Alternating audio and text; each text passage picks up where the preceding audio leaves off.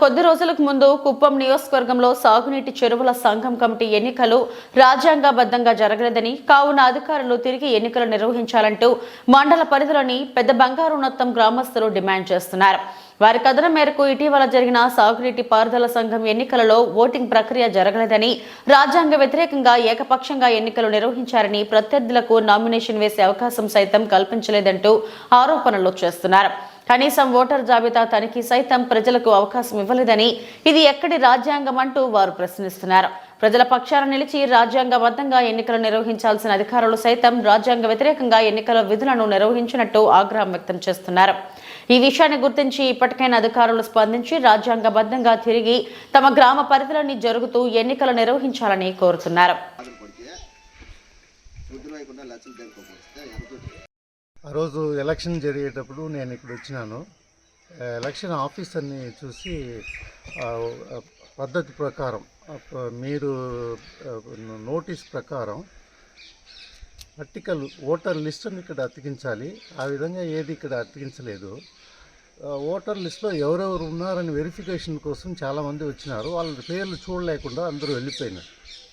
తర్వాత నేను అడిగాను, ఎక్స్ట్రాడినరీ జనరల్ బాడీ మీటింగ్ పెడుతున్నారు.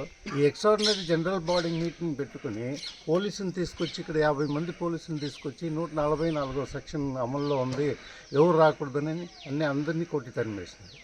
ఎలా మీరు ఎక్స్ట్రాడినరీ జనరల్ బాడీ మీటింగ్ నడిపిస్తున్నారని అడిగిన దానికి, అది మేము చేస్తాము, నువ్వు అడగాల్సిన అవసరం లేదని చెప్పేసినారు. తర్వాత ఎక్స్ట్రాడినరీ జనరల్ బాడీ మీటింగ్ జరిగిన తర్వాత అందులో 410 ఓటర్స్ ఉన్నారు. 1/3 అంటే 135 మంది హాజరు కావాలి. వాళ్ళ సంతకం పెడితేనే ఈ ఎక్స్ట్రాడినరీ జనరల్ బాడీ మీటింగ్ జరుగుతుంది. పద్ధతి ప్రకారం మీరు చేయలేదని చెప్పి నేను అడిగిన దానికి, నువ్వు అడగడానికి అక్కర్లేదు, నువ్వు ఓటర్ లిస్టులో లేదు, నువ్వు వెళ్ళిపో అని చెప్పి పర్మిషన్. ఆ తర్వాత వచ్చినాక పోలీసులు అందరూ దిగి ఇక్కడ ఉన్న పబ్లిక్ అందరినీ డిస్టర్బ్ చేసి వెళ్ళిపోండి అని చెప్పి లతీగా మమ్మల్ని కొట్టడానికి వచ్చినారు. పద్ధతి ప్రకారం ఎన్నికలు జరగలేదు. వాళ్ళంతా వాళ్ళు ఎవరైనా వస్తే, ఎవరైనా నామినేషన్ అడిగితే, ఒక ఆయన వచ్చి నామినేషన్ అడిగాడు. నామినేషన్ ఎందుకు, నామినేషన్ అన్నీ ఇవ్వడం లేదు అని చెప్పేసినారు. నామినేషన్ లేకుండా మీరు రూల్లో చెప్పినారు కదా, నామినేషన్ ఇస్తేనే ఎలక్షన్లో పార్టిసిపేట్ చేయడానికి కోసం నేను అడిగితే, నామినేషన్ అవన్నీ ఏం లేదు, వెళ్ళిపోండి, ఇవన్నీ ఆల్రెడీ సెలెక్టెడ్, డిసైడెడ్ అని చెప్పేశారు. అందుకని ఈ ఎన్నికలు చెల్లుబడి కాదు. అగైన్ మళ్ళీ ఎన్నికలు జరిపించాలని చెప్పి ప్రజలు కోరుకుంటున్నాం. మాది పెద్ద బంగారునత్తం గ్రామ పంచాయతీ. పెద్ద బంగారునత్తం సంబంధించిన చెరువు కట్ట కింద సంబంధించిన భూములకి ఎలక్షన్ పెట్టినారు. కనీసం 43 ఏళ్ళ నుంచి, నాకు వయసు 43 ఏళ్ళు. ఈ 43 ఏళ్ళ నుంచి కట్ట కింద నీళ్ళు క్రమశిక్షణగా వదులుతా లేదు.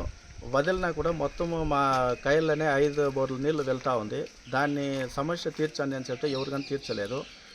ఇప్పుడు ఎలక్షన్ కొత్తగా పెట్టినారు, ఎలక్షన్ అని చెప్పినారు కానీ ఎలక్షన్కి ఎవరికి కానీ తెలియలేదు. ఈ ఊర్లో దండూరా వేపించినారు. సాయంకాలం 6 గంటలకు దండూరా వేపించినారు.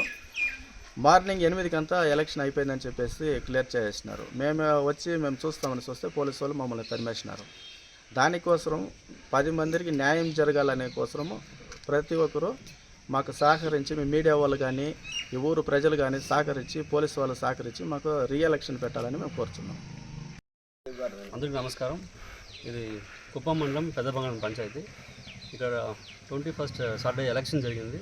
ఇరిగేషన్ వాటర్ సరైన పద్ధతి జరగలేదు. సరైన నోటీసులు ఎవరికి ఫార్మర్స్కి తెలియజేయలేదు. ఇక నామినేషన్ చేసే పద్ధతి కూడా కరెక్ట్గా ఫాలో చేయలేదు. నామినేట్ చేసే కోసం అలో చేయలేదు ప్రజలు ఎవరిని. పోలీసు వాళ్ళు 144 సెక్షన్ అని చెప్పి అందరినీ పంపించినారు.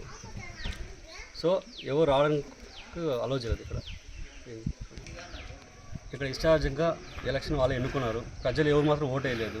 ఒక 30% ఓటు కూడా వేయకుండా దీన్ని ఎలాంటి ఎలక్షన్ ఓటు వేయకుండా దీన్ని ఎలా ఎలక్షన్ అంటారు దీన్ని ఫస్ట్ ఆఫ్ ఆల్. సో గవర్నమెంట్ని మేము రిక్వెస్ట్ చేసి బై ఎలక్షన్ కావాలని మేము రిక్వెస్ట్ చేస్తున్నాము.